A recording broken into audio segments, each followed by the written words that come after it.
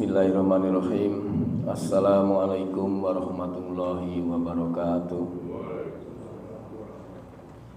Innal hamdalillah nahmaduhu wa nasta'inuhu wa nastaghfiruh wa na'udzu billahi min shururi anfusina wa min sayyiati a'malina. May yahdihillahu fala mudhillalah wa may yudhlil fala hadiyalah. Asyhadu an la ilaha illallah wahdahu la syarikalah wa asyhadu anna Muhammadan abduhu wa rasuluhu la nabiyya ba'dah. Allahumma sholli wa sallim wa barik ala Muhammad wa ala alihi wa sahbihi ajmain, amma ba'du. Puji dan syukur kehadirat Allah Subhanahu wa taala senantiasa selalu kita panjatkan, karena banyaknya nikmat yang kita tidak bisa menghitung yang telah diberikan kepada kita semua. Salawat dan salam semoga tercurah kepada junjungan kita Nabi Muhammad Sallallahu Alaihi Wasallam. Bapak-bapak jamaah subuh Masjid An-Nas rahimakumullah, pada pagi hari ini saya kembali diberi tugas menyampaikan kulsub. Yang akan saya sampaikan yaitu mengenai bahaya bisikan setan. Ini bukan setannya ini, tapi bisikannya Pak. Kalau Pak Anto kan mengenai setannya ini. Ya, kemarin tuh banyak orang mengatakan seolah-olah setan itu sudah mau pensiun, ya Pak ya. Udah memasuki persiapan pensiun karena temannya sudah banyak, katanya gitu ya Pak ya. Bahkan sudah melebihi ekspektasinya nih temannya ini, sudah saking banyaknya, sehingga ada yang bilang udah pensiun nih setan ini. Nah, padahal tidak ada kata pensiun sebenarnya, itu hanya bercandaan saja. Karena setan tetap akan menggoda hamba Allah sampai hari kiamat nanti. Kenapa dikatakan begini? Karena memang maksiat sudah terjadi di mana-mana. Bisikan-bisikan setan kepada kejahatan sudah terjadi di mana-mana, baik di tingkat pejabat, tingkat atas, maupun tingkat rakyat, tingkat bawah. Barangkali Pak, barangkali ini ya, kalau kita menemukan suatu institusi yang bersih, barangkali saja, mungkin susah ini, bukan nggak ada. Karena bisa kita lihat dari fenomena di medsos itu, dari mulai penerimaan pegawai wani biro,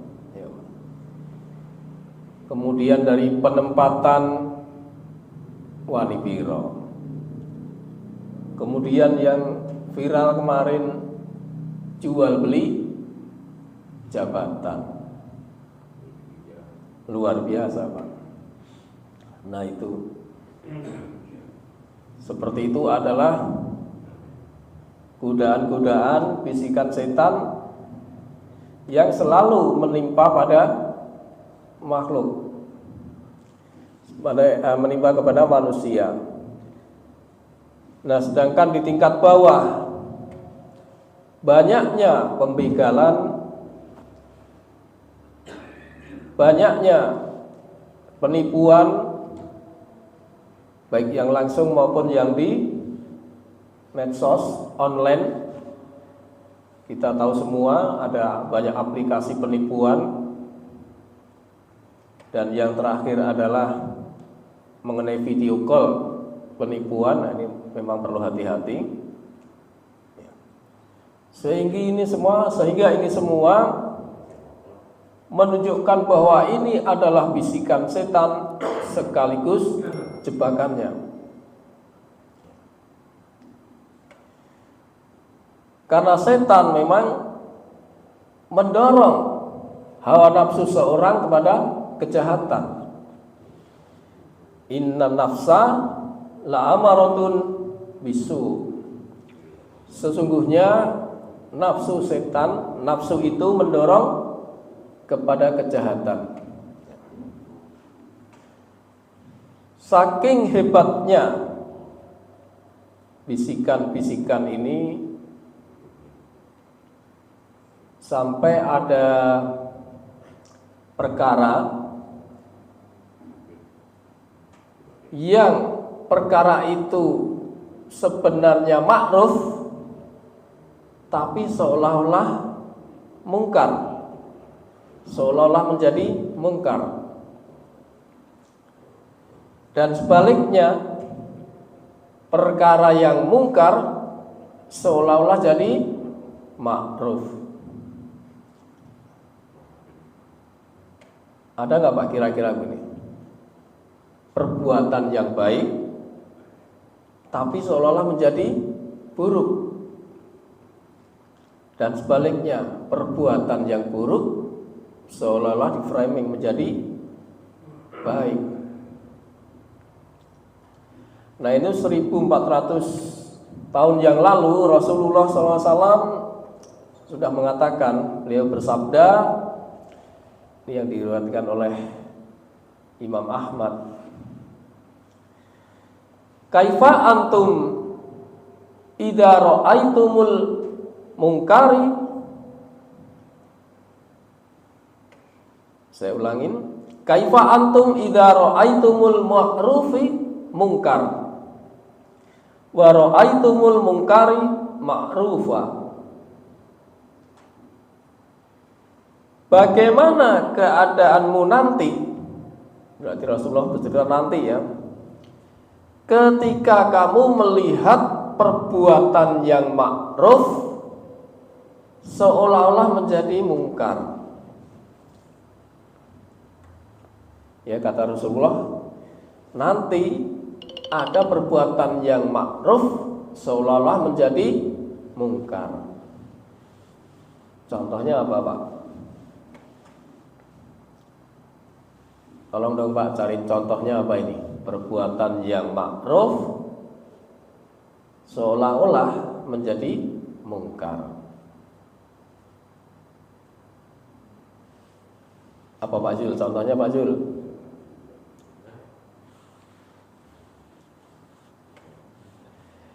Ini saya ngambil contoh ini ya, sulit juga saya cari ini. Tapi ada gini ya. Pengajian Pak, pengajian itu kan ma'ruf. Selama tidak distempel sama MUI sesat, pengajian itu ma'ruf. Tapi kenapa ada pengajian dibubarkan? Bahkan belum dimulai sudah dibubarkan. Belum tahu temanya, belum tahu jalan ceritanya, tapi dibubarkan. Jadi dia memframing seolah-olah pengajian itu sesat atau intoleran. Dari sisi dia adalah suatu keburukan. Padahal pengajian itu pasti perkara yang ma'ruf. Contoh lain apa Pak? Ya Pak, yang belum lama beredar juga azan nggak boleh pakai speaker. Repot ini Pak, kalau azan nggak boleh pakai speaker. Kalau zaman dulu memang belum ada speaker, tapi zaman dulu dikatakan itu kalau rumah-rumah itu hamparannya luas, tidak ada bangunan-bangunan tinggi, Sehingga kalau Bilal ke atas kemudian azan itu bisa terdengar sampai 100-200 meter.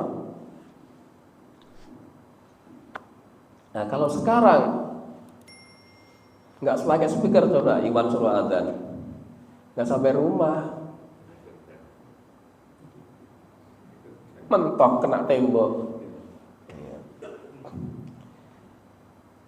Nah itu perbuatan yang ma'ruf dikatakan mungkar karena berisik, itu kan. Nah itu contoh-contoh yang dikatakan ma'ruf tapi seolah-olah mungkar. Wa idza ra'aitumul munkari ma'rufa. Dan bagaimana keadaanmu nanti melihat kemungkaran seolah-olah menjadi ma'ruf.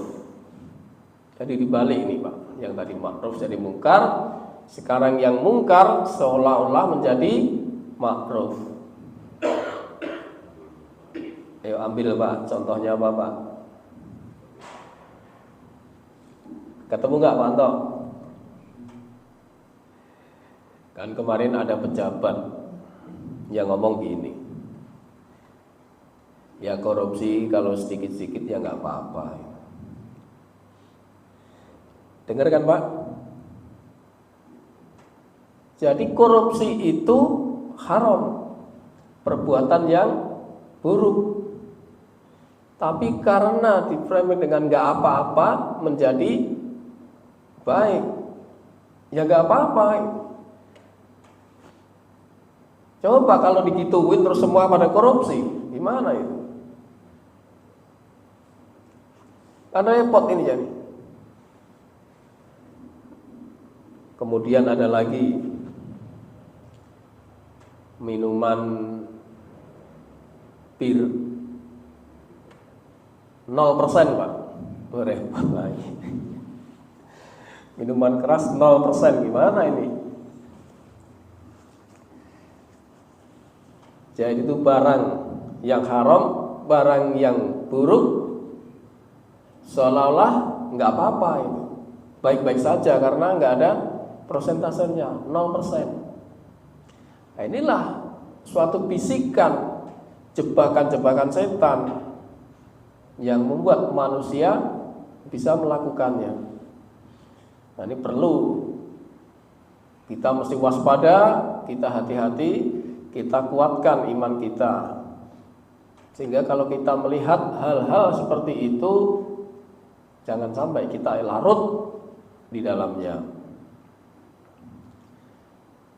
Nah kemudian lanjutan hadisnya, sahabat bertanya, wa inna dzalika kainun ya Rasulullah, apakah sungguh yang demikian itu akan terjadi? Cerdas nih sahabat, pertanyaan sahabat ini. Maka Rasulullah menjawab, na'am, ya. Wa asaddu minhu sayakun. Bahkan yang lebih kejam dari itu. Naudzubillah. Tadi mungkar jadi ma'ruf, ma'ruf jadi mungkar. Lalu ini ada yang lebih kejam daripada itu. Wa ma asaddu minhu ya Rasulullah. Sahabat bertanya. Rasulullah menjawab, kaifa antum idza umirtum bil munkar wa uhitumul anil ma'ruf. Bagaimana jadinya ketika kamu disuruh berbuat mungkar dan dilarang berbuat ma'ruf? Kejam ini Pak, kata Rasulullah. Jadi berbuat ma'ruf tidak dilarang, tapi disuruh berbuat mungkar.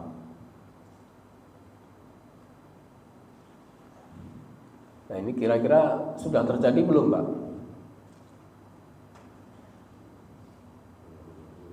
Udah belum? Sudah ya Pak ya? Ya ini saya kasih contohnya. ketika umat Islam menguasai Andalusia, Pak. Di situ Islam berjaya.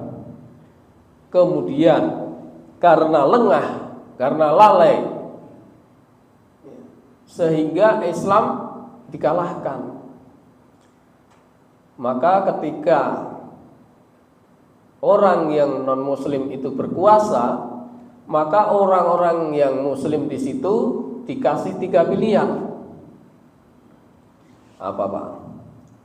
Yang pertama, kalau kamu tetap Islam, dibunuh.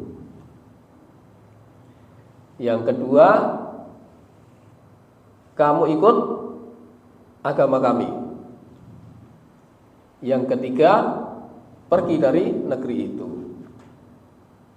Itu 3 pilihan menyusahkan itu, Pak. Nah, ini akibat karena lengahnya seorang muslim.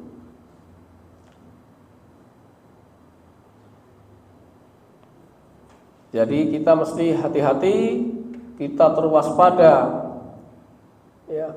Apalagi yang belum lama kan di Uighur itu, Pak. Uighur itu negara mana sih, Pak? Cina Selatan ya kayaknya. Itu kan juga kemarin viral di medsos. Sangat kejam sekali. Jadi itu merupakan sejarah,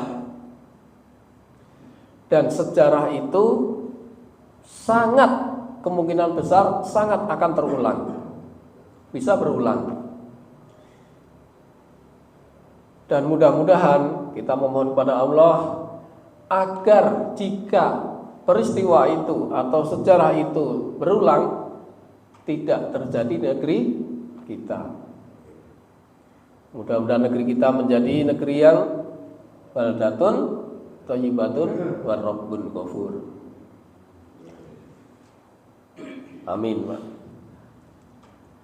Nah, sesuatu yang menerpa pada diri kita, entah itu keraguan-raguan atau was-was, itu semua adalah bentuk daripada bisikan setan. Dan bisikan-bisikan setan itu kita tidak akan sanggup untuk menghindari, Pak. Sanggup nggak kita menghindari bisikan setan, Pak? Kalau sanggup, berarti tidak ada kemaksiatan sedikit pun di dalam diri kita. Tapi nyatanya kita tidak sanggup, Pak. Maka untuk itu kita minta perlindungan kepada yang menciptakannya.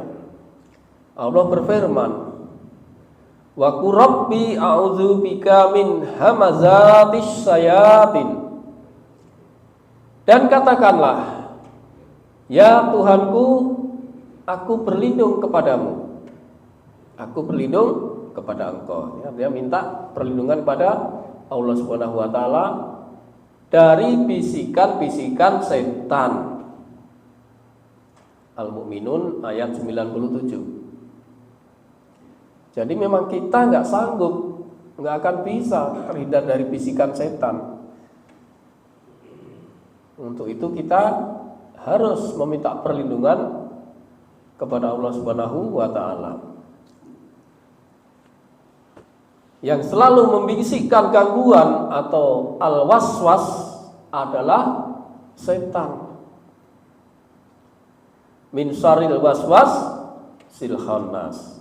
Dari kejahatan atau bisikan setan yang biasa bersembunyi. Bersembunyi di mana nih, Pak? Bisikan setan yang bersembunyi. Ayat berikutnya kan apa, Pak? Alladzi yuwaswisu fi sudurin nas, yang membisikkan kejahatan di dalam dada manusia. Oh, ternyata bisikannya ada di dalam dada manusia. Sebagaimana hadis yang diriwayatkan oleh Bukhari dan Muslim, bahwa setan itu mengalir di dalam darah manusia. Innas syaitana yajri minal insani majrad dam. Sesungguhnya setan itu mengalir di tubuh manusia seperti mengalirnya darah. Berarti setan mengalir di dalam darah. Makanya adabnya Pak, kalau menguap itu ditutup. Itu salah satu cara untuk menghindari agar setan tidak masuk ke dalam aliran darah kita. Lalu bagaimana untuk mengatasi supaya setan mengalir di dalam darah itu tersendat gitu. Maka kata Nabi, wadariku mughariyahu bilju. Maka persempitlah pergerakan setan itu yang di dalam aliran darah itu dengan puasa. Ini yang sering-sering puasa ini alhamdulillah insya Allah ini kudanya tidak banyak, bisikannya tidak banyak. Jadi tadi bisikan setan itu tersembunyi di dalam dada manusia karena memang setan mengalir di dalam darah manusia. Maka untuk untuk menghindarinya minimal berpuasa. Maka disunahkan puasa Senin Kemis, puasa sebulan 3 hari dan lain sebagainya. Nah, setan jangan kita anggap bukanlah seperti makhluk yang menakut-nakutin, Pak. Bukan seperti genderuwo, mak lampir gitu, bukan, Pak. Karena itu semua adalah dongeng.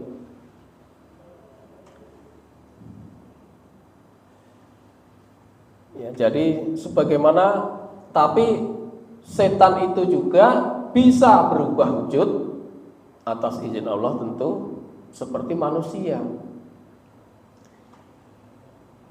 Sebagaimana pernah terjadi pada kisah Abu Hurairah radhiyallahu anhu ketika beliau ditugaskan oleh Rasulullah SAW menjaga makanan zakat.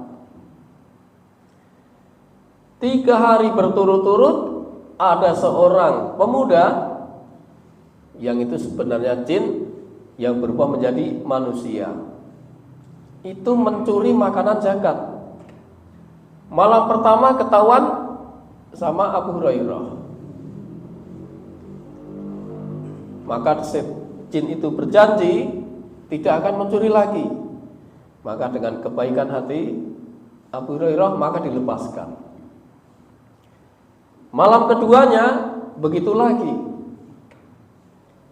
Malam ketiganya ini Rasulullah udah ketiga ini Abu Hurairah udah nangkep pencuri yang ketiga ini dan akan dilaporkan ke Rasulullah. Tapi laki-laki jin ini yang berbentuk manusia ini menghibah-hibah gitu ya, untuk supaya tidak dilaporkan, dan dia mengajarkan kepada Abu Hurairah agar kamu tidak dapat godaan atau bisa menguasai ini semua, maka bacalah ayat kursi. Barangkali ini dugaan saya, Pak. Mungkin ayat kursi waktu itu belum turun atau gimana itu. Mungkin ya. Atau mungkin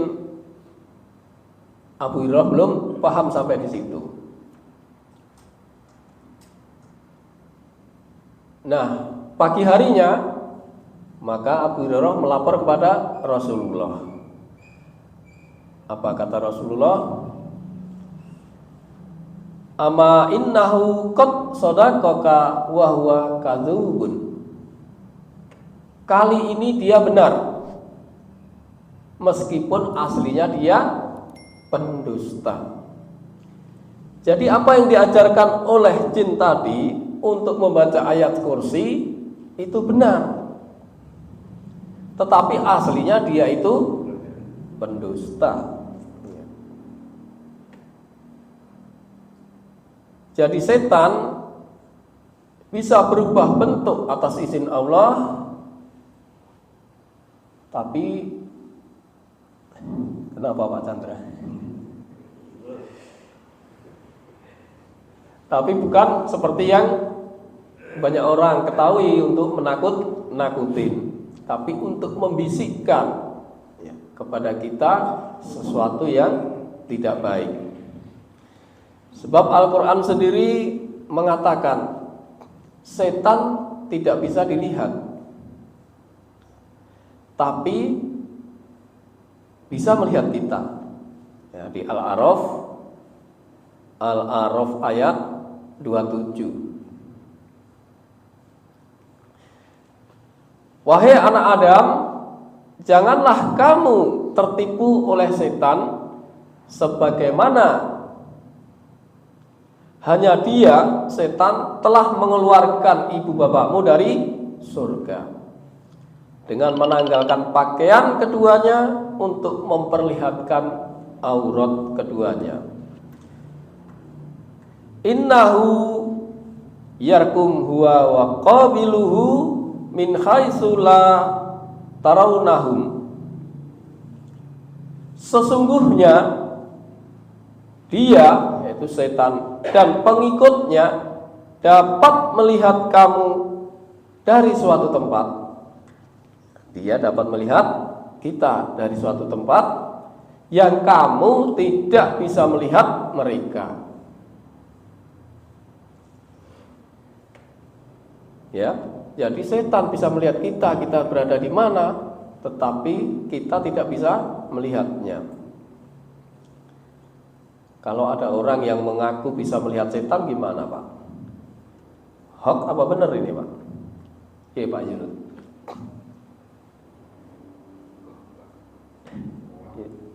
Hoax ya Pak ya? Ya di Quran yang bilang Pak.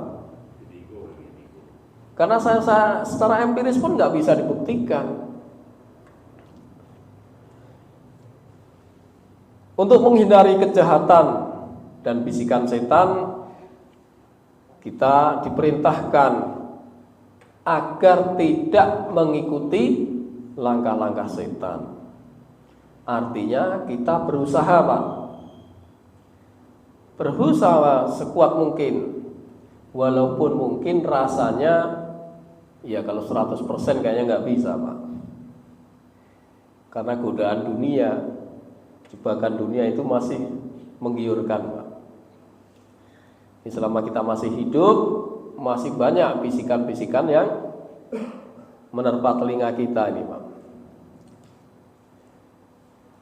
Agar kita dijauhkan dari bisikan-bisikan setan, kita coba memahami surat An-Nur ayat 21. Ya ayyuhalladzina amanu la tattabi'u khutuwatis syaiton wa may yattabi khutuwatis syaitani fa innahu ya'muru bil fahsya'i wal munkar walaula fadlullahi 'alaikum wa rahmatuhu ma zaka minkum min ahadin abada walakinallaha yuzakki mayyasha wallahu sami'un alim. Wahai orang-orang yang beriman, janganlah kamu mengikuti langkah-langkah setan. Ada yang berbagai ayat yang lain, ada yang senada dengan itu.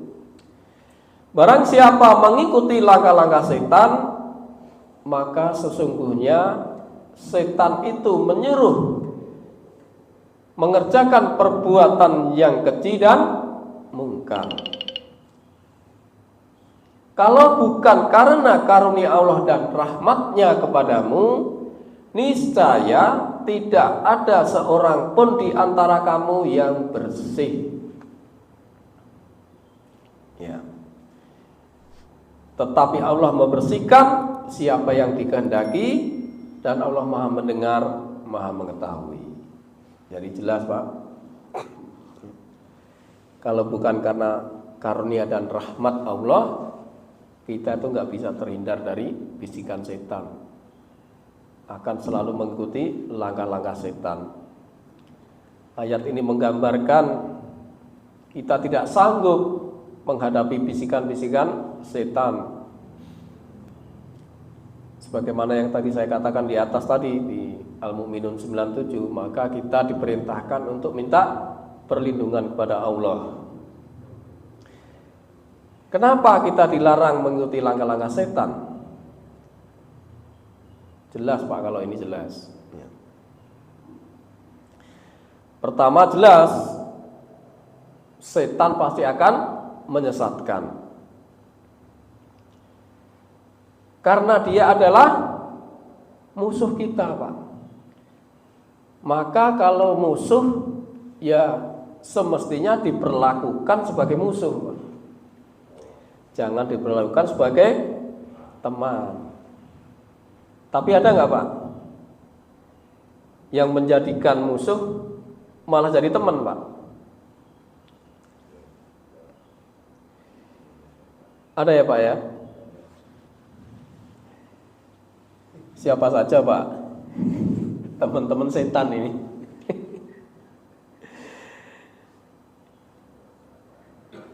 Dari Mu'az bin Jabal, dari Ibnu Abbas radhiyallahu anhu, ketika Rasulullah berdialog dengan iblis, bahwa ada 10 kelompok yang menjadi teman setan. Wih, banyak banget ini, Pak. 10 kelompok ini. Mudah-mudahan kita tidak ada di dalamnya, Pak, ya.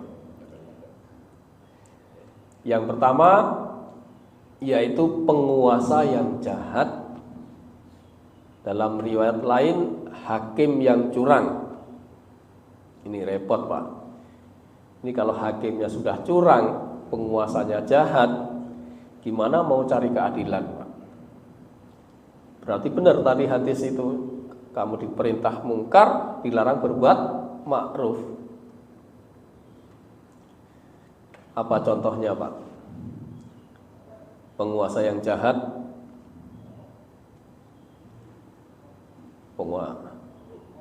apa?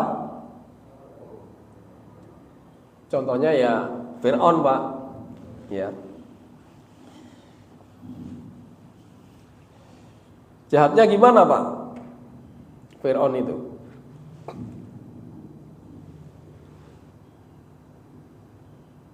Jahatnya gimana? Membunuh bayi laki-laki setiap lahir, Pak. Mengerikan ini, Pak. Oh, dalam ceritanya banyak sekali, panjang, Pak, itu. Dan lebih jahatnya lagi, dia mengaku sebagai Tuhan. Nah, kita simak dulu, Pak. Al-Qasas ayat 4 ini.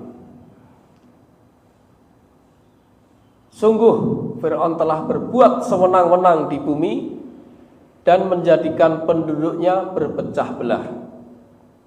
Seharusnya seorang penguasa, seorang pemimpin harus menyatukan penduduknya. Tapi ini menjadikan penduduknya berpecah belah. Dan menindas segolongan dari mereka, Bani Israel. Dia menyembelih anak laki-laki mereka dan membiarkan hidup anak perempuan mereka. Sungguh dia Fir'aun termasuk orang-orang yang berbuat kerusakan.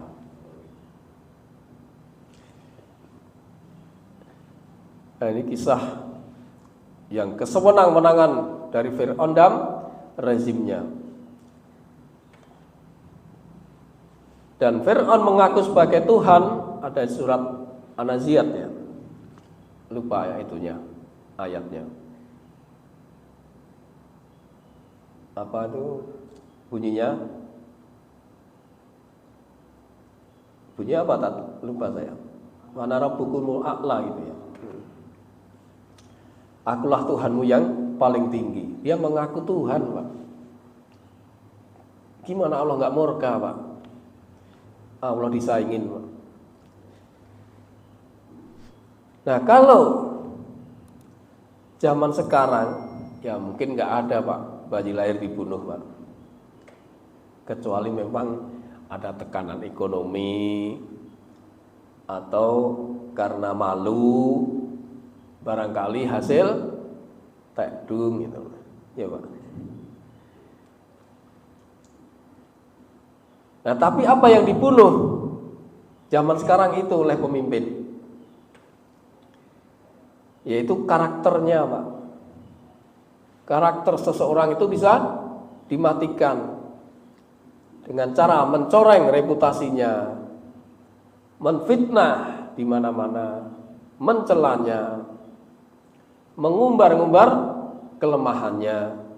Itu semua adalah bentuk pembunuhan karakter seseorang. Dan ini pasti tidak baik. Ya, itu contoh dari Fir'aun, yaitu seorang penguasa yang jahat. Kemudian yang kedua, yaitu orang kaya yang sombong. Ghaniyun mutakabbir. Padahal sombong itu hanya punya Allah. Ya, inilah sifat manusia. Ya, masih mending sombongnya kalau kaya, Pak.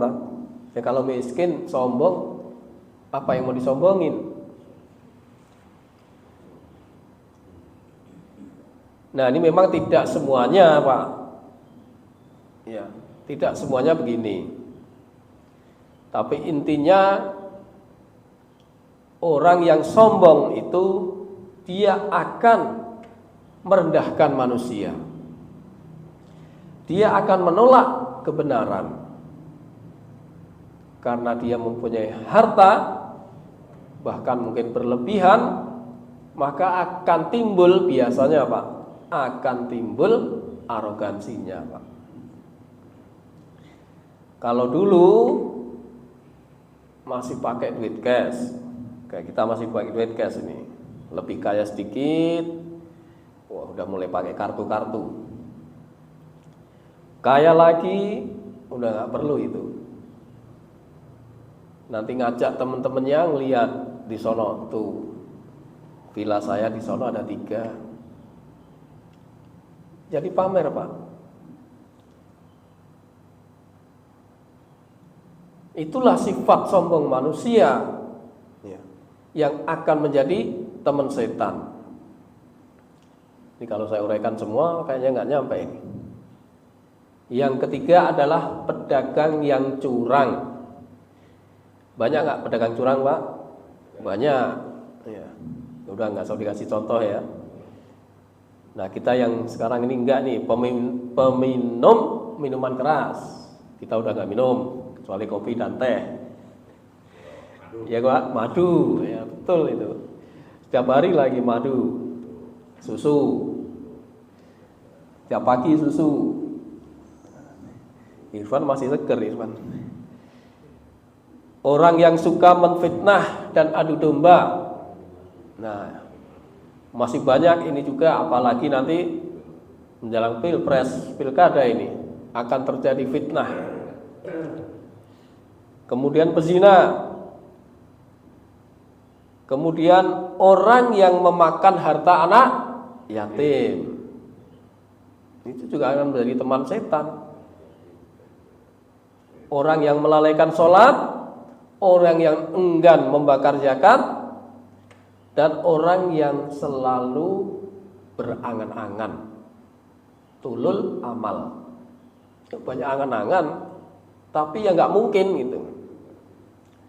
Cuman seandainya itu. Dalam hal yang sia-sia. Itulah sifat-sifat yang disukai setan, yang sangat berpotensi menjadi teman setan.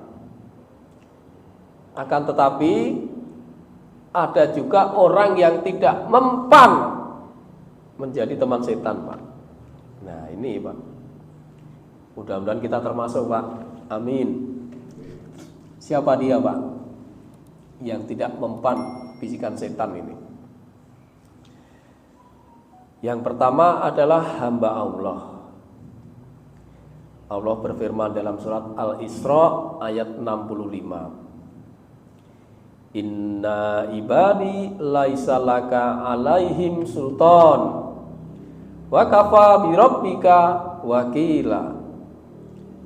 Sesungguhnya terhadap hamba-hambaku, kata Allah, engkau iblis tidaklah dapat berkuasa atas mereka. Jelas? Dan cukuplah Tuhanmu sebagai penjaga. Jadi hamba-hamba Allah ini sudah dijaga sama Allah, dan iblis tidak bisa menembus. Tapi pertanyaan timbul, siapa ini hamba-hamba Allah kan gitu? Ya Pak Anto ya. Siapa hamba-hamba Allah?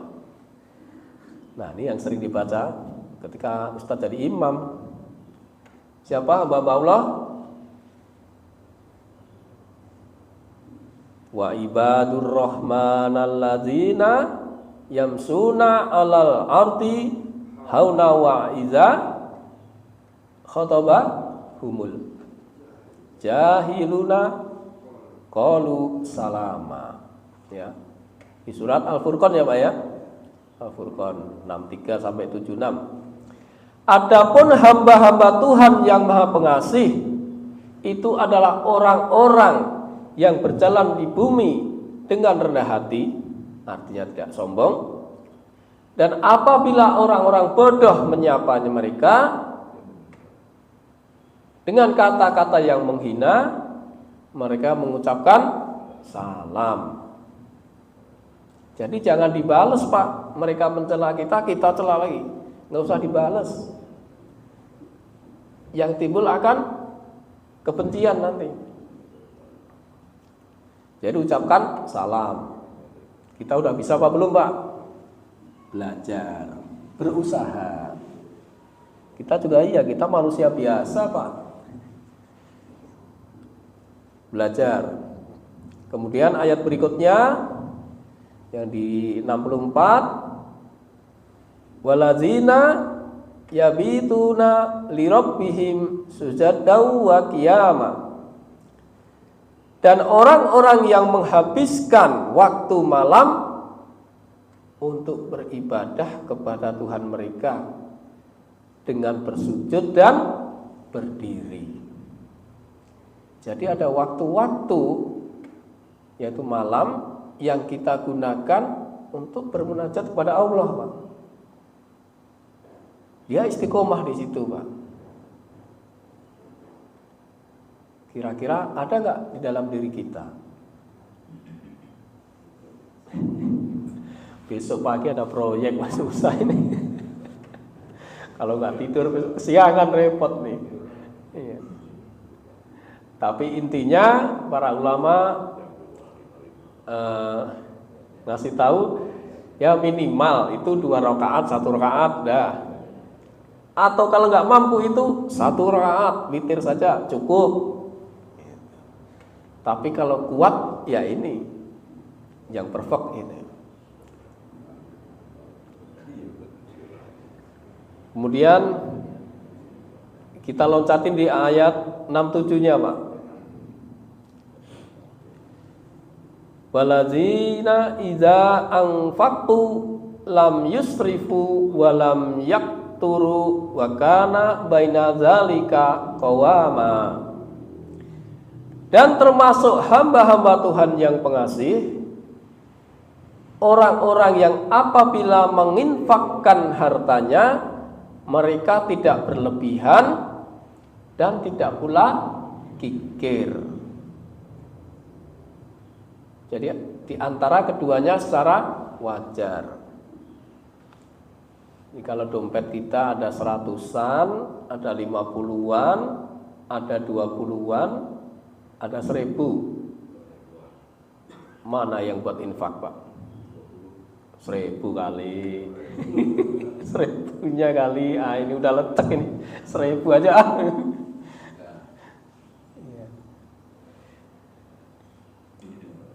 Kemudian ayat 68-nya, walladzina la yata'una ma'allah ilahan akhar wala yaqtulunan nafsal lati harramallah illa bil haqqi wala yajnun wa may yaf'al dzalika yalqa asama. Dan orang-orang yang tidak menyekutukan Allah dengan sembahan lain dan tidak membunuh orang yang diharamkan kecuali dengan alasan yang benar dan tidak berzina, tadi sudah. Dan barang siapa melakukan yang demikian itu, niscaya dia mendapat hukuman yang berat. Jadi hamba-hamba Allah itu adalah orang yang tidak menyekutukan Allah, tidak membunuh tanpa alasan yang hak, tidak berzina, ya, itu tadi. Maka kalau itu dilakukan, maka dia akan mendapat hukuman yang berat. Itulah ciri-ciri hamba Allah yang tidak akan mempan diganggu atau digoda setan. Yang kedua, yaitu orang yang ikhlas, orang yang mukhlis. Iblis berkata, Tuhanku, oleh karena engkau telah memutuskan bahwa aku sesat, aku pasti akan jadikan kejahatan terasa indah bagi mereka di bumi. Dan aku akan menyesatkan semuanya. Illa ibadaka minhumul mukhlasin, kecuali hamba-hambamu yang terpilih di antara mereka. Ya, itu tadi Pak, hamba-hamba itu yang terpilih tadi, yang ikhlas. Jadi apapun perbuatan yang kita lakukan itu kita sadarkan kepada Allah Subhanahu wa taala. Kita ikhlas karena Allah. Itu yang kedua. Yang ketiga yaitu golongan yang beriman dan tawakal. Allah berfirman, innahu laisa lahu sultanun alladzina amanu wa ala rabbihim yatawakkalun. Sungguh setan itu tidak akan berpengaruh terhadap orang-orang yang beriman dan orang-orang yang bertawakal kepada Tuhan. Jadi kita harus segala sesuatu kita wakilkan kepada Allah. Kalau iman kita sudah ada, kita sudah punya. Maka yang kadang-kadang kita lupa, kita lalai adalah kita mewakilkan, bertawakal kepada Allah Subhanahu wa taala. Itulah tiga golongan yang tidak mempan bisikan setan, ya, yang tidak akan diganggu,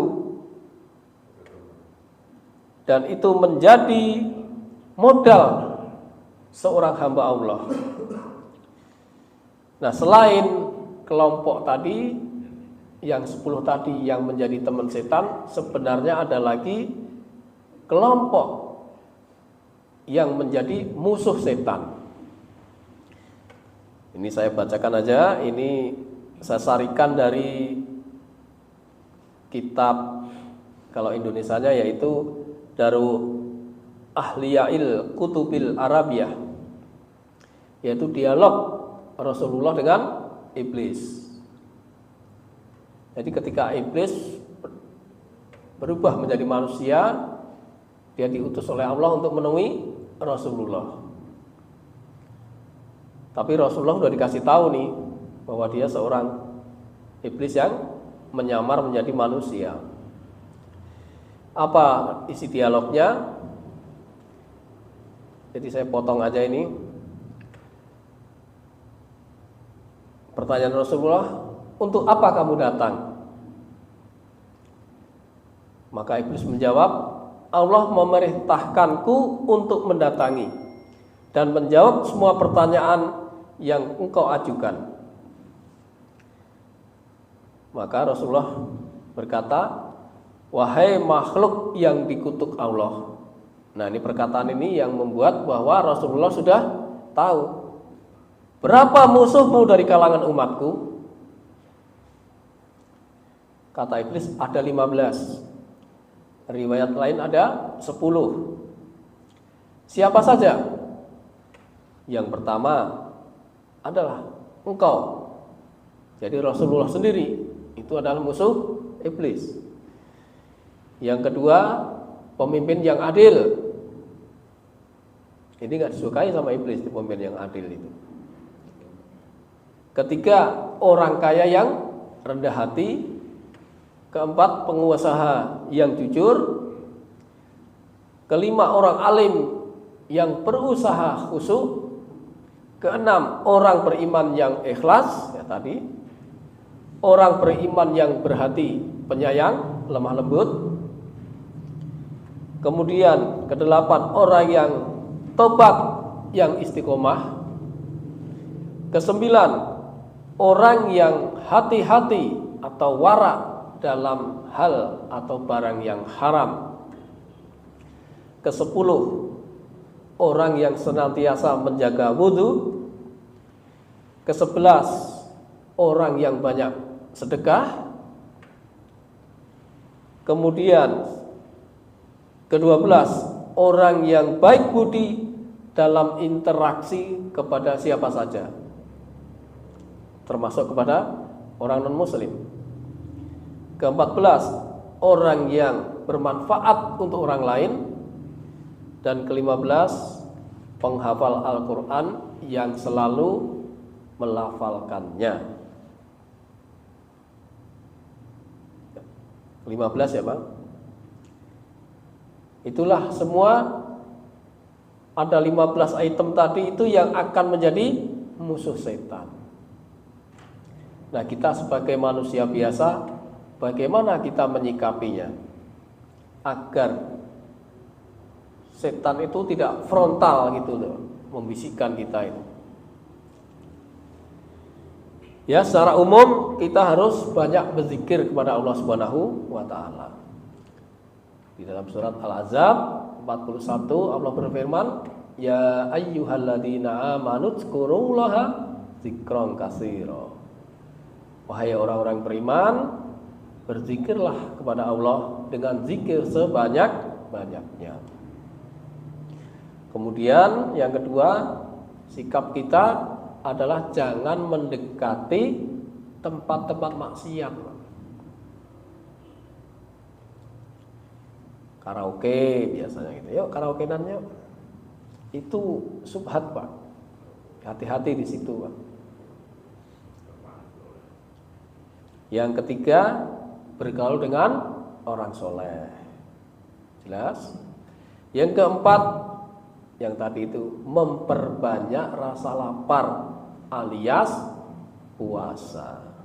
Nah, tambahan dari saya, kecuali gorengan dan teh di samping masjid.